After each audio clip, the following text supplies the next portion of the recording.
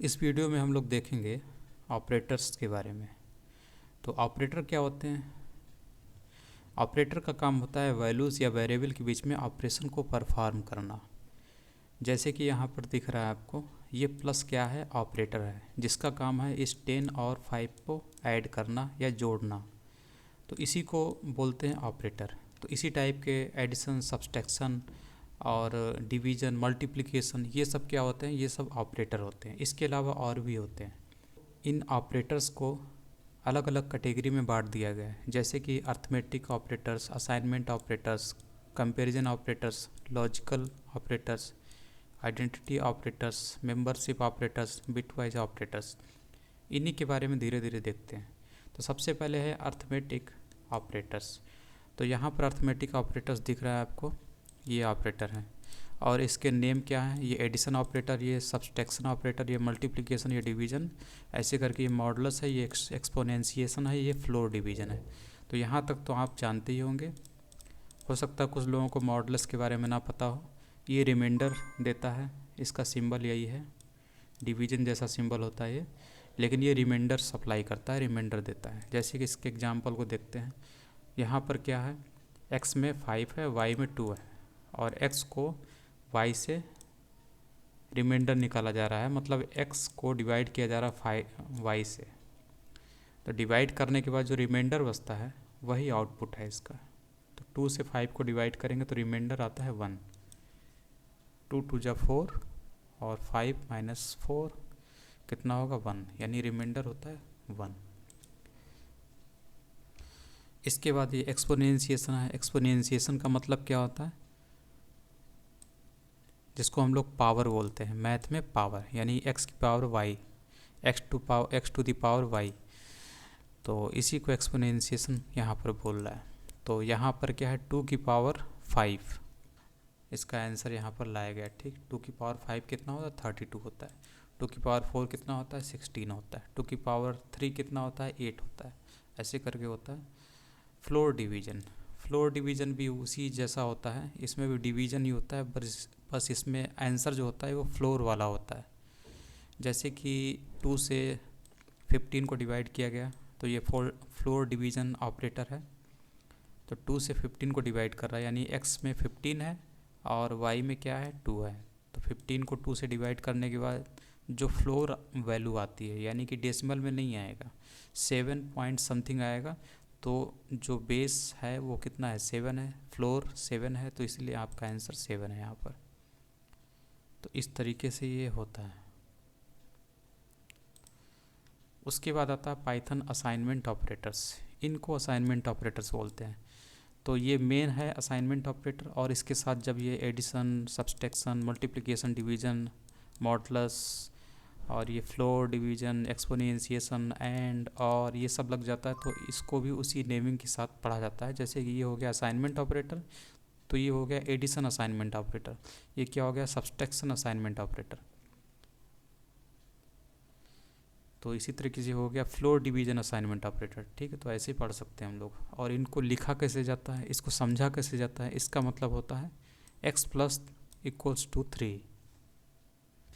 इसका मतलब है कि जो इसके ऊपर वैल्यू होगी, यानी इस एक्सप्रेशन से जो पहले वैल्यू आई होगी x की, उसी में आपको 3 और ऐड करना है, इसका ये मतलब है।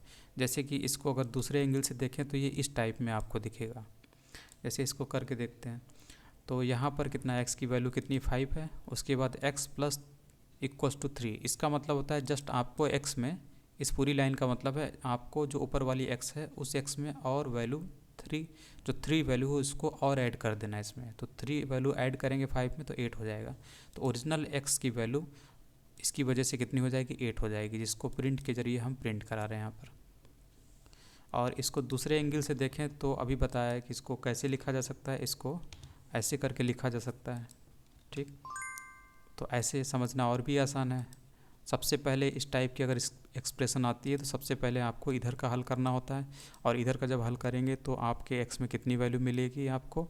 यहाँ पे जो ऊपर वैल्यू होगी वही x में वैल्यू होगी, यानी कि इस x में वैल्यू कितनी है? 5, जिसको 3 से ऐड किया जा रहा है। दोनों को ऐड किया जा रहा है तो कितना हुआ? 8 हुआ। 8 जो आता है वो इस एक्स में स्टोर हो जाता है, यानी कि एक्स की अब ओरिजिनल वैल्यू कितनी हो गई, 8 हो गई, जिसको हम प्रिंट करा रहे हैं प्रिंट फंक्शन के ज़रिए, यहाँ पे आपका दिख रहा होगा। ठीक, तो ऐसे करके इसको पढ़ सकते हैं, ये भी सेम उसी टाइप में होता है। तो अगर ऐसे नहीं समझ में आता तो आप ऐसे समझ सकते हैं। ठीक, इसका जस्ट मतलब यही होता है, या इनका यही मतलब होता है कि x की जो इससे जस्ट इस एक्सप्रेशन से पहले आने वाली जो वैल्यू होती है उसमें जस्ट आपको 3 सब्सट्रैक्शन करना है। और इसमें क्या मतलब है, इस एक्सप्रेशन से पहले जो वैल्यू आएगी x की उसमें आपको जस्ट 3 से मल्टीप्लाई करना है। इसी तरीके से ये होते हैं और ये होते हैं, ये सब वैसे ही है। ठीक, एक्सपोनेंशिएशन भी ऐसे ही होता है। जहाँ पर दिक्कत आती है वो आती है यहाँ से, एंड, और, एक्सॉर, और ये बिट वाइज राइट शिफ्ट और बिट वाइज लेफ़्ट शिफ्ट, इनमें दिक्कत आती है लोगों को, क्योंकि ये जो चीज़ें होती हैं ये नॉर्मल मैथ में नहीं पढ़ाई जाती हैं। तो इन्हीं को आज देखते हैं। तो इसको देखते हैं, एक्स एंड वाला ये सिंबल है, इक्वल्स टू 3 लिखा हुआ है। इसको देखते हैं, ट्राई करते हैं, उसके बाद आगे देखेंगे। यहाँ पर इस एक्सप्रेशन को समझने से पहले आपको इस एंड को समझना पड़ेगा। इसके लिए हम लोग वापस आते हैं अपने पेज पर और वहाँ पर देखते हैं एंड। ठीक है, तो ये एंड है जिसकी हम लोग बात कर रहे हैं। तो इसको समझते हैं कि आखिर एंड का काम क्या होता है। तो एंड देखिए, यहाँ पर एक बिट वाइज ऑपरेटर होता है जिसको एंड ही बोलते हैं, और इसका काम होता है, ये तब आउटपुट देता है जब आपके दोनों इनपुट पे, यानी कि जो नंबर होता है जो कि आपको यहाँ पे दिख रहा होगा, ये डेसिमल नंबर है, तो इसको हमें बाइनरी में कन्वर्ट करना पड़ेगा। कन्वर्ट करने के बाद जो उसके बिट होंगे उन बिट्स में हमें एंड ऑपरेशन करना पड़ेगा। तो उसके बाद ऑपरेशन के बाद जो आउटपुट आएगा कैसे आएगा, वही यहाँ पर लिखा हुआ है कि अगर जब दोनों इनपुट पर बिट जो है 1 होती है तभी आउटपुट आपका 1 आता है। तो इसको करके देखते हैं इस एग्जांपल में। तो यहाँ पे देखिए, हम 2 इनपुट ले लेते हैं। ठीक, 2 इनपुट लिए यहाँ पर, और ये आउटपुट ले लेते हैं जो किस टाइप का है, एंड टाइप का। ठीक, अगर यहाँ पर इनपुट 0 और ये इनपुट 0, तो 0 0 जब इनपुट होता है तो हमारा आउटपुट क्या होता है, ये भी 0 होता है।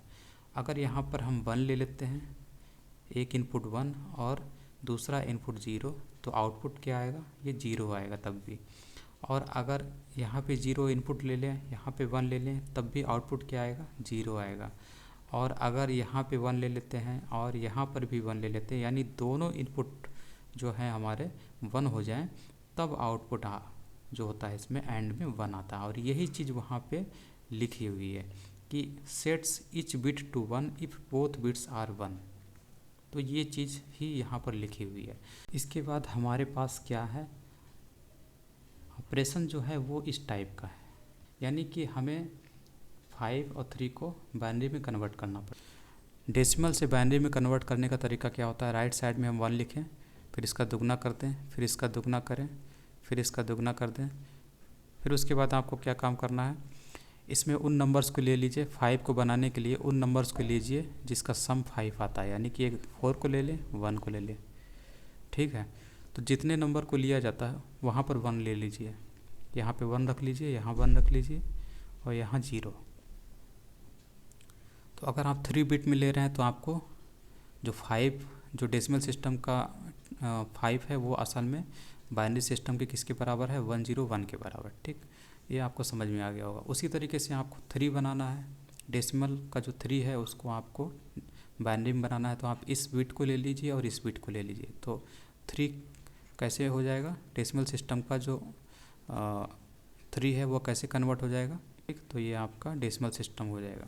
दोनों के बीच एंडिंग कराते हैं, तो 5 से जो हमें बिट मिली वो क्या है, 101, और 3 से जो मिली है वो क्या है, 011। उसके बाद दोनों के बीच एंडिंग कराते हैं। एंडिंग में इनपुट जो होते हैं दोनों जब 1 होते हैं तभी 1 आता है, आपका यहाँ पे दिया हुआ है, तो यहाँ पे 1 आ जाएगा। और उसके बाद ये 0, ये 1 और ये 1 और ये 0 है, तो इन दोनों में क्या होगा, 0 0 ही आएगा। ठीक, क्योंकि 0 और 1, देखिए 0 जैसे यहाँ पे 0 और ये 1, आउटपुट क्या दे रहा है, 0 दे रहा है, इसलिए हम लोग यहाँ पे 0 लिखते हैं। और 1 और 0, यहाँ पे देखिए 1 और 0 क्या आउटपुट दे रहा है, ये 0 दे रहा है, इसलिए यहाँ पे 0। तो इसका आउटपुट क्या आ रहा है, 0 0 1। ठीक है, ये बाइनरी सिस्टम में आ रहा है। और डेसिमल सिस्टम में भी आपको पता है ये किसके बराबर होता है, डेसिमल सिस्टम के 1 के ही बराबर होता है। ठीक, इसीलिए आपको इसका आउटपुट यहाँ पे क्या दिखता है, इसका आउटपुट आपको यहाँ पे 1 दिख रहा था। इसके बाद अगले लेक्चर में बात करते हैं।